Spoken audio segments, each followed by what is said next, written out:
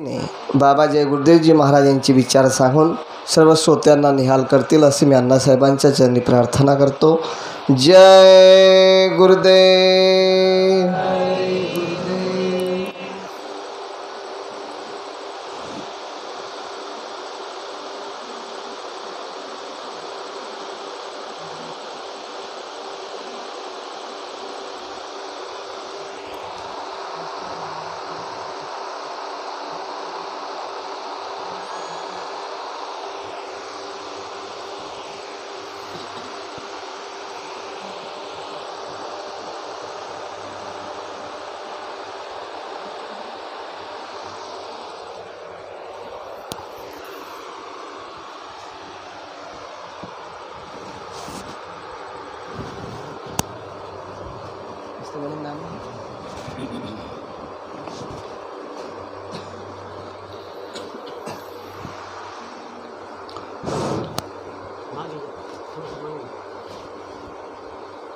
जय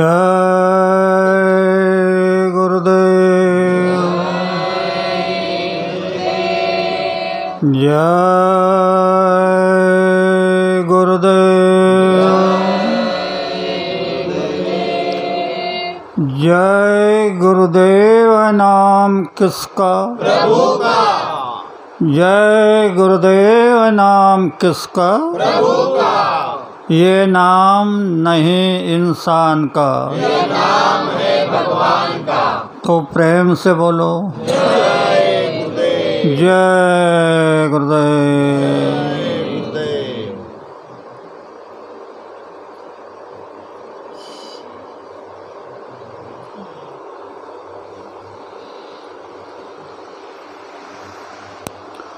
सबसे पहले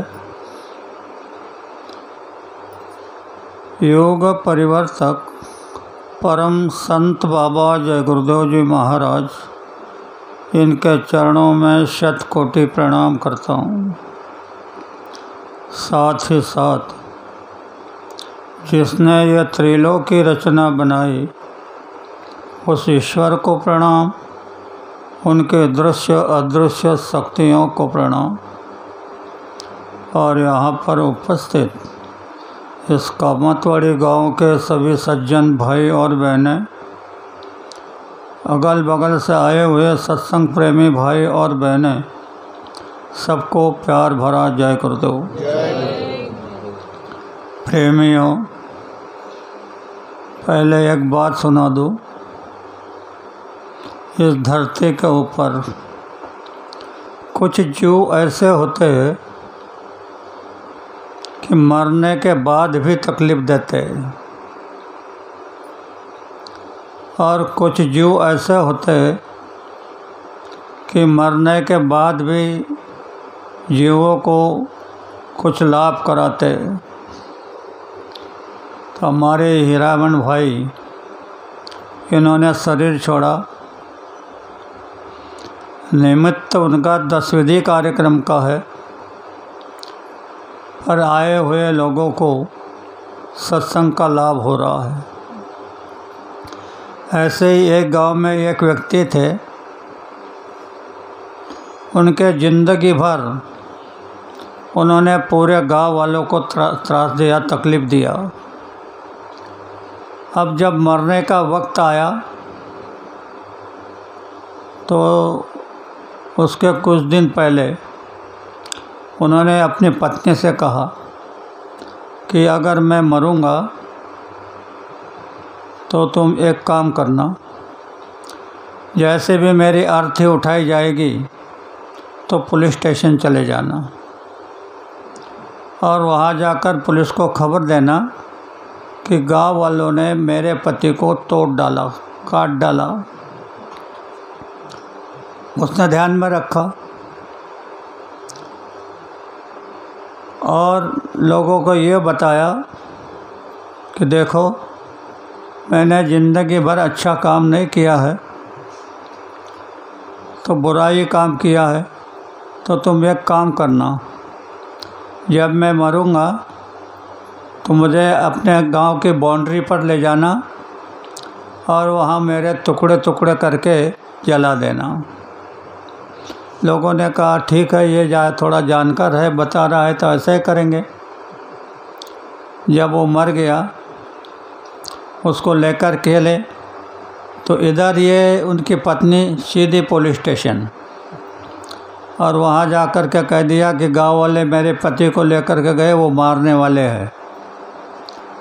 जब गए वहाँ बाउंड्री पर तो वो उसके टुकड़े कर रहे थे। यानी जीते जी तो तकलीफ़ दिया, लेकिन मरने के बाद भी तकलीफ़ दिया। तो प्रेमियों, आज जो बातें हुई, ये सारी बातें इसी वजह से हुई है कि तुम जब कुछ भी करोगे तो किसी को तकलीफ़ ना होना पाए। आपके लिए तो आप अपने सुख समाधान लाने के लिए बहुत काम करते हो, लेकिन दूसरे को सुख और आनंद मिलेगा ऐसा काम करो, इसे संत मत भी कहते हैं। कोई बात नहीं, आज का कार्यक्रम है अपना 10 विधि कार्यक्रम, यानी 10 दिन की क्रिया। ये जो हीरामन भाई ने शरीर छोड़ा, बड़े अच्छे आदमी थे, भगवान के बाबा जी के ऊपर विश्वास करते थे। तो इनका शरीर छूटा मतलब क्या हुआ, यहाँ तक सब लोग जानते हैं, इसने ये किया, वो किया, वो किया, मर गया तो मर गया, समाप्त हो गई बात। लेकिन यहाँ से प्रारंभ होता है। सबने कहा, 2-4 लोगों ने, मैंने सुना कि लोक और परलोक बनता है। तो ये लोक तो ख़त्म हुआ, जिन्होंने शरीर सोआ उसका लोक ख़त्म हुआ, अब परलोक की बात रही। तो परलोक क्या बनता है, आप ध्यान से सुनो। इनका शरीर यानी इनकी जीवात्मा लिंग शरीर से मुक्त हुई, सूक्ष्म अपना स्थूल शरीर से मुक्त हुई। स्थूल शरीर होता है 5 तत्वों का, जल, पृथ्वी, वायु, अग्नि और आकाश। इस शरीर को तो आपने जला दिया, तो अग्नि में अग्नि मिल गई, वायु में वायु मिल गया, जल में जल मिल गया, अपने अपने तत्वों में, अपने अपने भंडारों में ये तत्व चले गए। तो ये बहुत अच्छा काम हुआ कि अपने अपने भंडारों में तत्वों को आपने पहुंचा दिया।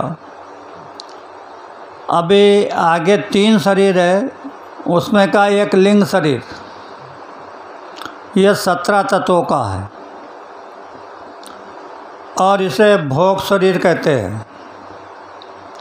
इंसान ने जो कर्म किए वो कर्म इस लिंग शरीर में भुगताए जाते हैं। तो जब आप कल 10 विधि क्रिया करने जाओगे तो इस पर ध्यान रखना। जो 17 तत्वों का लिंग शरीर होता है, तो पंडित जी वहाँ थोड़ा चावल पकाते हैं, उस चावल के छोटे छोटे 10 पिंड बनाते हैं और एक बड़ा लंबा पिंड बनाते हैं, और लंबे पिंड के 3 भाग करते हैं। इसको पहले अच्छी तरह समझ लो। ये 10 पिंड जो होते हैं छोटे छोटे, ये तुम्हारी 10 इंद्रियों का नमूना होता है। कर्मेंद्रिय और ज्ञानेंद्रिय, इसके 10 पिंड बनते हैं। और जो बड़ा लंबा पिंड बनता है वह माया का होता है, स्थूल माया का। माया के 4 प्रकार है, उसमें से यह स्थूल माया का होता है। तो 3 पिंड क्यों बनते हैं? क्योंकि यह त्रिगुणात्मक है। यह सारी सृष्टि 3 गुणों पर चल रही है, जिसे आप ब्रह्मा, विष्णु और महेश कहते हैं।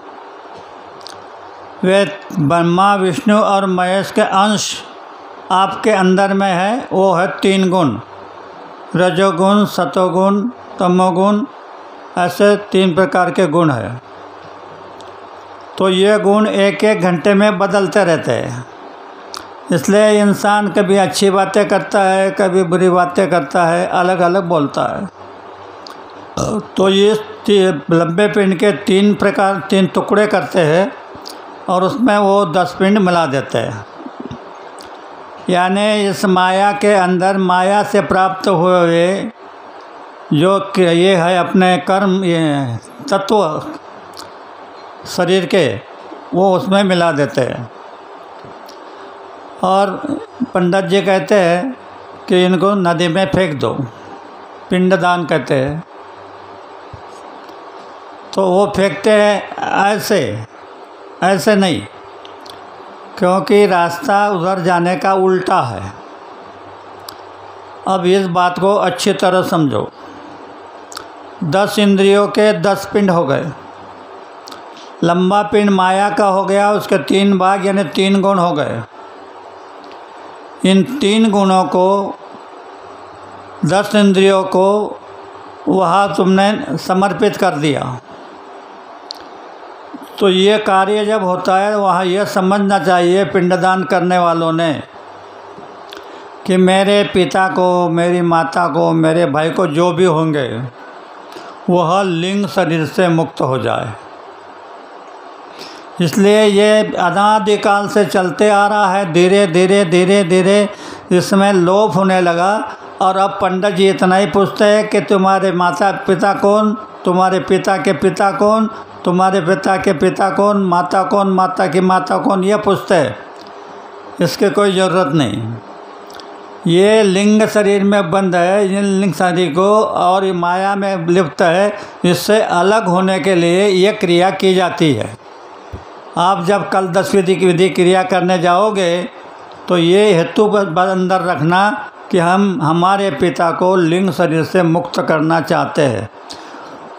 फाइनल तो नहीं होगा, लेकिन ये बाबा जय गुरुदेव जी महाराज के अनुयायी है, बाबा जय गुरुदेव जी महाराज के शिष्य है। तो ये तुम्हारी भावना गुरु महाराज समझ लेंगे। और गुरु महाराज जब इस भावना को समझ लेंगे तो हो सकता है हमारे भाई को गुरु महाराज के दया कृपा से लिंग शरीर से मुक्ति मिल जाएगी।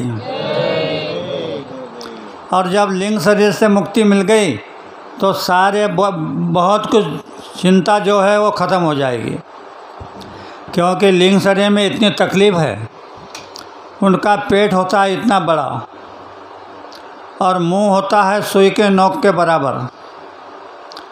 ये अनाज नहीं खाते, इनको सुगंध में लगता है, इसलिए आप आगारी डालते हो ताकि इनको पेट भर न मिल जाए।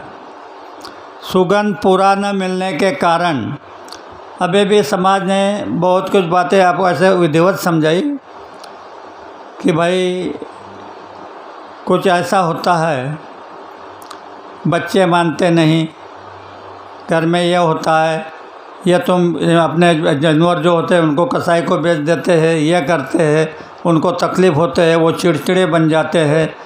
तो आखिरी स्टेशन है 84 लाख योनियों का, पशुओं का, यानी गाय बैल का। तो अगर कोई हमसे तकलीफ़ हुई है तो वो व्यक्ति ने जन्म लिया तो उसको चिड़चिड़ा बनता है और वो घर में किसी के सर पर बैठ जाता है, जिसे भूत पिशाच कहते हैं। और आजकल गुरु महाराज ने स्पष्ट शब्दों में कह दिया है कि तुम काम नहीं कर रहे हो तो मैं भूतों से काम करवा लूँगा। यानी उनको थोड़ा आदेश दे दिया। जब गुरु महाराज समझाते थे, सत्संग होता था, ऐसे ही कोई धर्मात्मा सत्संग समझाते हैं, लोगों को सुनाते हैं, तो ऊपर से आवाज़ होती है, जो कौन नहीं मानता उसको हमारे खाते में जमा कर दो। तो बाबा जी अभी भी बता रहे हैं कि ज़रा रुको, हमको जीवों को समझा लेने दो, ये मान जाएंगे तो ठीक है, नहीं मानेंगे तो हम इनको अपने खाते में जमा कर देंगे, फिर आपको जो भुगताना है वो भुगतान इनका करा देना। ये बड़ा गहरा अर्थ है, तो आप अच्छी तरह समझो। वहाँ पर यह धारणा करना कि हमारे पिता लिंग शरीर से मुक्त हो जाए। और फिर घर आने के बाद 11वें दिन आप लोग गंध मुक्त करते हैं, यानी आप अशुद्ध हो जाते हैं 11 दिन तक, क्योंकि वो जो जीवात्मा होती है वह 11 दिन तक अपने ही घर के अगल बगल में रहती है, एक छोटे ज्योति के रूप में दिखाई नहीं देती। तो अंग्रेज़ पहले कहते थे कि इंडिया हैज़ नो सेंस। अंग्रेज़ लोग कहते थे कि इंडिया को दिमाग नहीं। इंसान मर जाता है, वो 11वां करते हैं, 10वां करते हैं, ये करते हैं, वो करते हैं, वो तो मर गया, ये करने से क्या लाभ। बाद में एक हुआ तो उनको ऐसी दूरबीन मिली तो उन्होंने देखा कि जिस घर का व्यक्ति मर गया था उस घर के अगल बगल में एक ज्योति घूम रही है। ज्योति घूम रही है। तो उन्होंने कहा कि इंडिया इज़ राइट, यानी इंडिया बराबर है। तो ये ज्योति जो है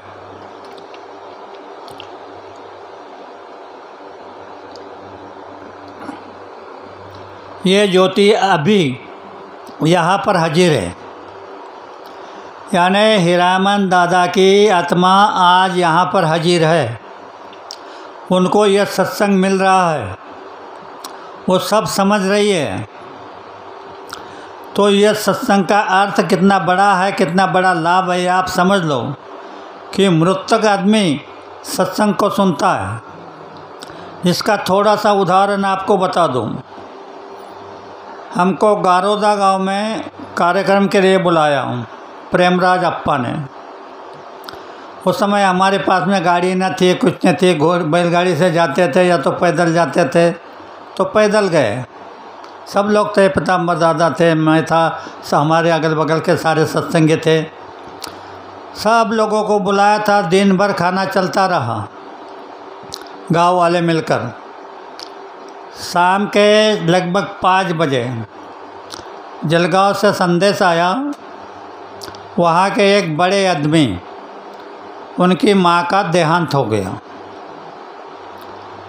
तो प्रेमराज अप्पा कहने लगे, बोले अन्ना, बड़े आदमी की माँ है, अगर हम सत्संग करेंगे तो लोग क्या कहेंगे कि इनको अनन हो गया। देखो कैसा उल्टा अर्थ होता है। वास्तविक सत्संग करना जरूरी था, पर लाज से हमारे मन क्या करना चाहते हैं। तो बोले सत्संग बंद कर दो। मन क्या ठीक है, कैंसिल कर देता हूँ। तो समय हो गया था शाम का, वापस आने को समय नहीं था, तो हम लोग वही मुकाम से रह गए। रात के 7 बजे 7:30 का सत्संग रखा था। 7 बजे तो 7:30 बजे उस घर में एक बहन अचानक घूमने लगी। सारे परिवार वाले त्रस्त हो गए कि यह क्या बात है। तो बाहर आए, हमको बुलाया, मैं वहाँ गया, देखा कि लिंग शरीर कोई तो भी है। तो पूछा कि आप कौन हो। तो कहने लगे, मैं इस घर का मुंजा हूँ। देखो कितना सच्चा बोलते हो लोग, मैं इस घर का मुंजा हूँ। मैंने कहा यहाँ क्यों आए। बोले मैं यहाँ सत्संग सुनने आया हूँ। मैंने कहा पहले कभी आए थे। बोले नहीं, मुझे पता चला कि सत्संग हो रहा है तो मैं सत्संग सुनने आया हूँ। तो आप सोच लो, लिंग शरीर के लोग सत्संग के प्यासे हैं, आपको सत्संग का मौका मिलता है, फिर भी आप आनाकानी करते हो।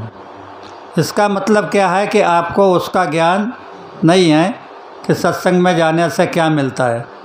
अगर ये मैं अभी आपको बताऊँ तो सवेरा हो जाएगा, लेकिन इतना ही बता रहा हूँ कि आप जाओगे 10 विधि की क्रिया करने तो यह कहना कि हमारे बाबा को, हमारे पिता को लिंग शरीर से मुक्ति हो जाए।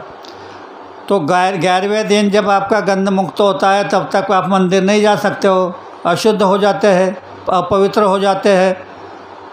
तो मंदिर में जाने से पहले जब घर आते हैं तो पंडित जी आपको दरोजे में सुपारी तोड़ने को लगाते हैं। नारियल सफरचंद वगैरह नहीं, सुपारी। तो ये क्या बात है, यहाँ पर एक चिकन सुपारी है अंदर में। वह चिकन सुपारी अपनी जीवात्मा की आँख पर ऐसे लगी हुई है। तो ये होता है, पंडितों ने ये रिवाज बना करके रखा है, तो ये चिकन सुपारी टूट जाएगी तो तुमको कुछ दिखाई देने लगेगा। इसके लिए सुपारी तोड़ी जाती है। पुराने जितने भी नियम लगे हैं उनके पीछे कोई ना कोई रहस्य होता है। हम लोग उस रहस्य को नहीं जानते, पीछे से आई आगे धकाई, ऐसा काम करते हैं। तो थोड़ी बातें तो आप समझ गए, अब थोड़ा सत्संग सुन लो। ये आज का जो समय है ये सबके लिए है, कोई भी यहाँ रहने वाला नहीं है। जितने भी जीवात्मा यहाँ पर आई वह चली गई। अपने संसार के लोग आए वो भी चले गए, अवतारी शक्तियाँ आई वो भी चले गई।